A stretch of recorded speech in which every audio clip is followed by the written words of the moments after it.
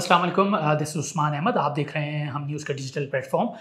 आज हम गुफ्तगू करेंगे मुल्क के अंदर क्या इलेक्शन का माहौल बनता हुआ दिखाई दे रहा है। निगरान हुकूमत मारिज़ वजूद में आ चुकी है और निगरान हुकूमत की एक तौर पे अमूमी जो ज़िम्मेदारी है वो यही है कि वो 90 रोज़ में इलेक्शन कराएँ। लेकिन पाकिस्तान में जिस तरह की सियासत है और जिस तरह सियासत को गैर यकीनी सूरत हाल से दो चार हो जाती है और कुछ नहीं आप पेश गोई नहीं कर सकते पाकिस्तान की सियासत के हवाले से के मुतालिक, इसी तरह अब इलेक्शन से मुतालिक भी कोई फ़िलहाल ये पेश गोई नहीं की जा सकती कि इलेक्शन आया 90 रोज़ के अंदर, यानी रवां बरस की 2023 में होंगे या 2024 तक इसमें तूल आएगा, जिसका कभी इम्कान यही है और जिसके बारे में चहम गोइयाँ यही हो रही हैं। आज से हमने देखा कि आज इस मुतालिक बड़ी इंतहाई अहम और बड़ी तेज़ डेवलपमेंट्स हमें देखने में सामने आई। गुज़िश्ता रोज़ जो निगरान वज़ीर आज़म हैं अनवारुल्लाह काकड़ साहब, उन्होंने ये कहा था, कराची के अंदर वो कायद-ए-आज़म के मज़ार पे गए थे, वहाँ पे उनसे गुफ्तगू हुई थी, तो इलेक्शन का सवाल भी हुआ था, तो उन्होंने यही कहा था कि जी हमारी बेसिकली ज़िम्मेदारी सिर्फ इलेक्शन कराने की और हम उम्मीद या हमारी कोशिश ये होगी कि हम साफ़ और शफ़ाफ़ इलेक्शन करा दें। असल ये ज़िम्मेदारी है इलेक्शन कमीशन की। आज हमने देखा है कि इलेक्शन कमीशन खुद भी मुतहर्रिक हुआ है और जो सदर मुमलिकत आरिफ अलवी हैं, जो गुज़िश्ता कई रोज़ से जो है ख़बरों की ज़ीनत बने हुए हैं दो जो कवानीन के हवाले से, उनकी तरफ से एक इक़दाम हमने देखा कि सामने आया कि उन्होंने चीफ़ इलेक्शन कमिश्नर जो है सिकंदर सुल्तान राजा, उनको उन्होंने जो है वो ख़त लिखा है और ख़त में ये मुतालबा किया है इलेक्शन कमीशन से सदर मुमलिकत ने कि जी आप जनरल इलेक्शन की तारीख का फ़ैसला करने के लिए उन्होंने चीफ़ इलेक्शन कमिश्नर को ये दावत दी है कि वो आज या कल जो है वो सदर मुमलिकत से मुलाकात करें। मैं आपको ये भी याद दिला दूँ कि सदर मुमलिकत ने ही रवां बरस 9 अगस्त को भी जो है वो वज़ीर आज़म के मशवरे के ऊपर कौमी असम्बली को तहलील किया था, जब शहबाज शरीफ साहब ने मशवरा दिया था और 9 अगस्त को असम्बली तहलील हो गई थी, निगरान हुकूमत बन गई थी और सदर मुमलिकत ने आइन के आर्टिकल 48(5) के तहत जो है वो असम्बली के आम इंतखाबात के इनेकाद के लिए तहलील की तारीख के 90 दिन में तारीख मुकर्रर करने के पाबंद हैं। ये जो आर्टिकल है 48(5) के तहत। इसके अलावा अब ये देखना होगा कि चीफ इलेक्शन कमिश्नर जो है सिकंदर सुल्तान राजा, जिनके ऊपर बहुत बड़ी जिम्मेदारी है कि वो इलेक्शन करें और इस वक्त उनको हल्का बंदियों का भी प्रोसेस शुरू करना होगा, बिलखुसूस जब CCI के इजलास में मरदमशुमारी के फैसलों को जो है ना वो जारी कर दिया गया, तो उसके बाद हल्का बंदियाँ होना ज़रूरी है और हल्का बंदियों ही की बुनियाद पर ये तसव्वुर या इस खदशे का इजहार किया जा रहा है कि इलेक्शन में ताख़ीर होगी और 90 दिन से आगे आएंगे, जो कि एक नया सियासी जो है और कानूनी और आइनी महाज या एक चैलेंज या एक बहरान पैदा कर देगा। इलेक्शन कमीशन की तरफ से भी हमने देखा है कि इलेक्शन कमीशन खुद भी मुतहर्रिक हुआ है और उन्होंने भी जो मुल्क की तमाम बड़ी सियासी जमातें हैं उनसे मुशावरत का आगाज़ भी कर दिया है ताकि नए आने वाले इलेक्शन से मुतालिक एक रोड मैप मुरतब किया जाए। इस मुतालिक इलेक्शन कमिश्नर जो है, इलेक्शन कमीशन जो है, उन्होंने दावतनामे भेजे हैं, शहबाज शरीफ साहब को भेजा है, आसिफ अली जरदारी साहब को भेजा है, चेयरमैन तहरीक इंसाफ को भेजा है और मौलाना फजल रहमान को भी ख़त लिखा गया है इलेक्शन कमीशन की तरफ से और उन्होंने तारीखें दी हैं कि जी इन तमाम अहबाब को इलेक्शन कमीशन ने मद्दू किया है कि वो आएँ और उनसे मुलाकात करें और इलेक्शन के हवाले से गुफ्तगू की जाए। 25 अगस्त को जो है दिन 11 बजे इलेक्शन कमीशन ने साबिक वज़ीर आज़म और मुस्लिम लीग नून के सदर शहबाज शरीफ को बुलाया, जो कि इस वक्त फ़िलहाल लंदन में है, आसिफ अली जरदारी साबिक सदर और जो चेयरमैन हैं, को चेयरमैन हैं पाकिस्तान पीपल्स पार्टी के, उनको जो है 29 अगस्त को दोपहर 3 बजे इलेक्शन कमीशन में मदऊ किया गया है। चेयरमैन तहरीक इंसाफ जो कि इस वक्त जेल में हैं तोशा खाना के मामले के ऊपर, उनको जो है वो कल बुलाया गया है। कल का दिन इंतहाई अहम समझा जा रहा है, ये मैं आगे चल के आपको बताऊँगा, बिलखुसूस चेयरमैन तहरीक इंसाफ को लेकर और तोशा खाना, इन दोनों चीज़ों को लेकर। और कल ही अहम बात यह है और दिलचस्प बात यह है कि कल ही इलेक्शन कमीशन ने भी चेयरमैन तहरीक इंसाफ को भी बुला लिया है, यानी तहरीक इंसाफ भी इलेक्शन के हवाले से इंतहाई अहम और मौजू समझी जा रही है। और इसी तरह कल 2 बजे चेयरमैन तहरीक इंसाफ को बुलाया है, तो कल ही के दिन इलेक्शन कमीशन ने फजल रहमान साहब को भी बुला लिया, जमात उलमा इस्लाम फ़े के सरबराह को, और उनको कल शाम 3 बजे की दावत दी गई है कि वो इलेक्शन सेक्रेटरीट में आके, इलेक्शन कमीशन सेक्रेटरीट में आके जो है वो आपसे वो मुलाकात करें। अच्छा, एक तरफ ये माहौल तो बन रहा है इलेक्शन का, लेकिन ये गुफ्तगू भी हो रही है कि शायद इलेक्शन ना हो, इलेक्शन में ताख़ीर हो जाए, और इस मुताल्लिक भी मुख्तलिफ हमें बयानिए हर जमात का कोई ना कोई हमें सियासी रहनुमा जो है वो हमें दिखाई दे रहा है, जो कि इलेक्शन के हवाले से कोई खदशात का इजहार कर रहा है। सबसे बढ़ के मियाँ जावेद लतीफ़ जो नून लीग के सीनियर रहनुमा है, साबिक वफाकी वज़ीर हैं, और वो बारहा नवाज शरीफ की वतन वापसी से मुताल्लिक पेश गोइयाँ करते रहे, जो कि गालिबन वो ठीक साबित नहीं हुई हैं। उन्होंने एक पेश गोई, अभी इन्होंने एक बयान आज इंतहाई अहम बयान दिया है कि नवाज शरीफ की पाकिस्तान वापसी में रुकावटें खड़ी की जा रही हैं, क्योंकि नून लीग का बयानिया ये है कि नवाज शरीफ उस वक्त आएंगे कि जब इलेक्शन की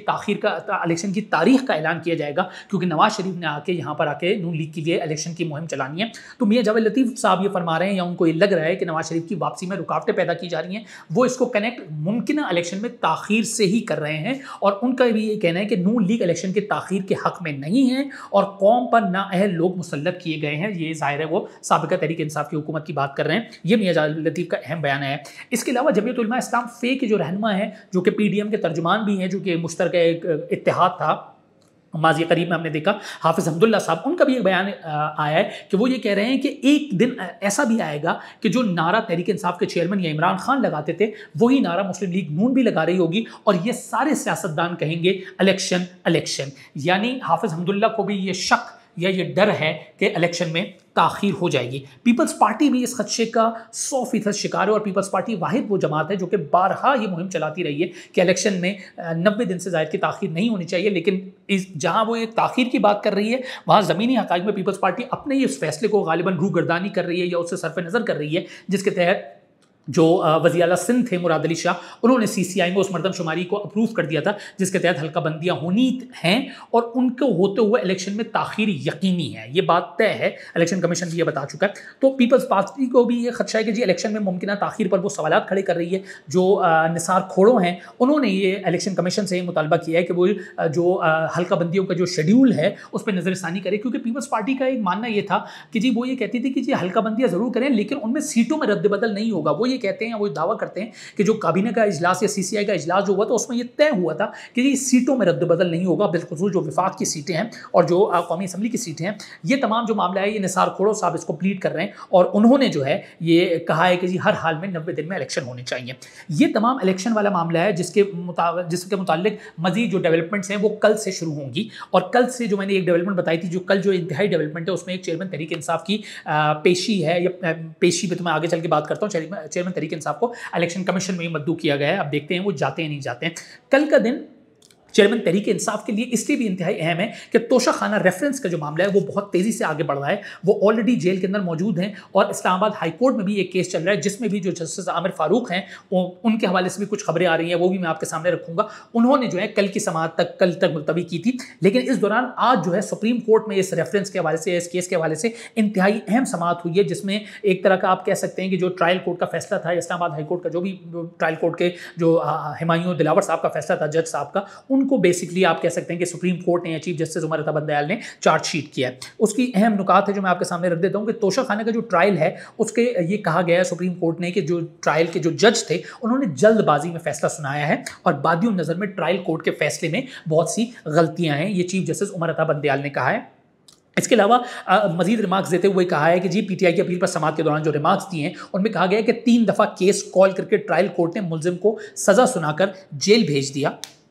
चेयरमैन PTI को तो सुना ही नहीं गया। ये अहम सवाल जो है आज जस्टिस उमर अता बंदयाल साहब ने उठाया। इसके अलावा हाई कोर्ट ने 7 दिन में फैसला करने का कहा और ट्रायल कोर्ट ने 1 ही दिन में फैसला कर दिया। हुमायूं दिलावर की बात हो रही है जो इस वक्त लंदन में है। हक दिफा के लिए ट्रायल कोर्ट ने मुलजिम को कितने दिन की मोहलत दी, ये चीफ जस्टिस उमर अता बंदयाल साहब ने सवाल उठाया और चीफ जस्टिस ने ये भी कहा कि हम आज मुदाखलत नहीं करेंगे, कल हम हाई कोर्ट में अपीलों पर समाअत करेंगे। जिस तरह मैंने जिक्र हाई कोर्ट अपीलों पर समाअत करे, ये जिस तरह मैंने आपको पहले बताया था कि जस्टिस आमिर फारूक की अदालत में कल जो है वो समाअत है तोशा खाना केस में, और सुप्रीम कोर्ट ये कह रही है कि हम कल वाली इस्लामाबाद हाई कोर्ट की प्रोसीडिंग्स को देखेंगे फिर मुकदमा सुनेंगे। इस तरह जस्टिस मजाहिद अकबर नकवी जो है उन्होंने कहा है कि तोशा खाना केस के फैसले की इतनी जल्दी क्या थी। बादियों नज़र में ऐसा लग रहा है कि चीफ जस्टिस जो हैं या मौजूदा जो सुप्रीम कोर्ट है वो तहरीक इंसाफ के चेयरमैन जो इस वक्त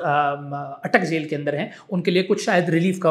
बंदोबस्त बन रहा हो और ट्रायल कोर्ट ने हक दिफा के बगैर तोशा खाना केस का फैसला कैसे कर दिया, ये सुप्रीम कोर्ट ने सवाल उठाए और केस की समाअत जो है ना कल 2 बजे तक मुलतवी कर दिया। सुप्रीम कोर्ट के हवाले से और चेयरमैन तहरीक इंसाफ के हवाले से हम गुज़श्ता कई माह से ये मामला सुनते आ रहे हैं कि जी जो पीपल्स पार्टी या मुस्लिम लीग ने ये जो अपोजिशन है तहरीक इंसाफ की वो सुप्रीम कोर्ट के कंडक्ट के ऊपर खासतौर पर चेयरमैन तहरीक इंसाफ को लेते हुए सवालात उठाती रही है। और आज की समाअत के बाद ऐसा कैसे हो सकता था कि सवालात ना उठते, और फ़ौरन से हमने देखा कि जो मुस्लिम लीग नून की सीनियर रहनुमा हैं मरियम नवाज़ चीफ ऑर्गेनाइजर ने, उन्होंने ये सवाल उठाया, उन्होंने ट्वीट की और बाकायदा उन्होंने इल्ज़ाम लगाया कि चीफ जस्टिस उमर अता बंदयाल जो हैं वो चेयरमैन तहरीक इंसाफ इमरान खान की वकालत कर रहे हैं। ये मरियम नवाज़ का एक संगीन इल्ज़ाम है और वो ये भी कह रही हैं कि चेयरमैन की वकालत से चीफ जस्टिस को कुछ हासिल नहीं होगा। हमें ये बताया कि चीफ जस्टिस की मुद्दत जो है वो भी अगले महीने ख़त्म होने जा रही है और इसके अलावा मरियम नवाज ने ये कहा है कि साबिक वज़ीर आज़म को अच्छा नहीं बनाया जा सकता अगर आप ये खुलेआम जो है उनकी वकालत करेंगे। इस हवाले से हमने ये देखा है कि मुस्लिम लीग नून की हलकों या सर्कल से हमें ये इल्म भी हुआ है कि उनकी सोशल मीडिया टीम को भी ये कहा गया है कि जी मौजूदा चीफ जस्टिस उमर बंदयाल और सुप्रीम कोर्ट के जो दीगर जो मखसूस जजेस हैं उनके खिलाफ जो है सोशल मीडिया पर मुहिम चलाई जाए। ये मुहिम खाली नून लीग नहीं चला रही है, ये मुहिम चेयरमैन PTI की जमात या तहरीक इंसाफ की तरफ से भी चलाई जा रही है और ये मुहिम चलाई जाइए इस्लामाबाद हाई कोर्ट के चीफ जस्टिस आमिर फारूक के खिलाफ, जिन्होंने तोशा खाना केस के फैसले को जो कि यानी मुकदमे को जो कि कल गालिबन समाअत होनी, तो उन्होंने अब उसको आने वाले कल यानी कल के लिए उसको मुकर्रर किया है। तो गुज़िश्ता रोज़ से उनके खिलाफ मुहिम शुरू हो गई थी। और इसके अलावा इसी मामले के अंदर इस्लामाबाद हाई कोर्ट को लेकर अगर सुप्रीम कोर्ट पर नून लीग एतराज़ कर रही है तो इस्लामाबाद हाई कोर्ट के खिलाफ महाज जो है तहरीक इंसाफ ने खोल रखा है। तहरीक इंसाफ के बारे में ये कहा जा रहा है कि आज़म सवाती जो सीनियर तरीन रहनुमा है उन्होंने भी कहा है कि जी हम इसके ऊपर एतमाद नहीं करते हैं और इस मामले में वो लेके आगे बढ़ रहे हैं। और उन्होंने लतीफ़ खोसा का भी एक चीज़ सामने आई है कि चेयरमैन तहरीक इंसाफ ने भी इस्लामाबाद हाई कोर्ट पर अदम एतमाद का इजहार किया और कहा है कि उनका कोई मुकदमा भी इस अदालत में नहीं चलना चाहिए और वो ये चाहते हैं कि उनके जो मुकदमात हैं वो या तो लाहौर हाई कोर्ट को सुपुर्द कर दिए जाएँ या पेशावर हाई कोर्ट में चलाए जाएँ। ये तमाम एक सियासी मामलात हैं, इंतखाबी मामलात हैं जिसने इस कौम को और इस हुकूमत को और इस निज़ाम को अपने शिकंजे में या में बंद कर रखा है। लेकिन इस तमाम के बावजूद अगर आप आवाम का सोचें तो आवाम के लिए जितना गुज़िश्ता 5 साल और गुज़िश्ता 16 महीने जितने मुश्किल रहे, ये मुश्किलात थमने या कम होने का नाम नहीं ले रही हैं। और आज का दिन भी आवाम के ऊपर एक अजाब के तौर पर नाजिल हो रहा है और वो इंतहाई अहम, अफसोसनाक और एक खौफनाक खबर सामने आई है कि जी हुकूमत ने एक बार फिर, अब निगरान हुकूमत आ गई, अभी पेट्रोल की कीमतें आपको पता था 70 रुपये बढ़ाई थी और अब इन्होंने एक बार फिर बिजली के टैरिफ में इजाफा कर दिया। पहले ही मैं आपको बता दूं कि बिजली का यूनिट 50 रुपये फी यूनिट तक एक कंज्यूमर या एक कस्टमर को पड़ता है और अब दोबारा इसके अंदर मजीद इजाफा किया जा रहा है और वो इजाफा है 5 रुपये 40 पैसे फी यूनिट का इजाफा किया जा रहा है बिजली की कीमतों के हवाले से। यानी वो आवाम जिसकी बचत जो है उसकी बचत की जो है ना बिल्कुल वो ख़त्म हो चुकी है, उसको चपत लग चुकी है तमाम की तमाम बचत को। तो अब इसमें क्या होगा आप ये अंदाज़ा लगा सकते हैं। और इसी बुनियाद पे आज हमने देखा है कि आवाम घरों से बाहर भी आई है। सादकाबाद में जो है पथराव किया गया है जो बिजली का वहाँ पे जो दफ्तर था, जो वहाँ की वापडा के दफ्तर के ऊपर। तो ये आवाम की सूरत हाल है और जहाँ आवाम पिस रही है वहाँ सियासी अशराफिया या हमारे रियासत या दीगर जो हमारे मामलात हैं उनकी तवज्जो या उनका मरकज़ जो है वो कुछ और है। तो देखना ये होगा कि ये कब तक चलता रहेगा और ये क्यों चलता रहेगा, इसका सवाल ना मेरे पास है ना और किसी के पास है ना आपके पास होगा। लेकिन हम कम से कम ये उम्मीद अच्छी करते हैं कि ये जो दिन हैं इस आवाम के, ये दिन जल्द फिरें और इस मुल्क में जो अगर आवाम इलेक्शन मांग रही है तो उसको इलेक्शन दिए जाएं और अगर आवाम गुर्बत से छुटकारा और महंगाई से छुटकारा चाह रही है तो कम से कम वो तो ये दी जाए। एटलीस्ट हुकूमत या रियासत को अपनी ये जिम्मेदारी तो पूरी करनी चाहिए। Thank you.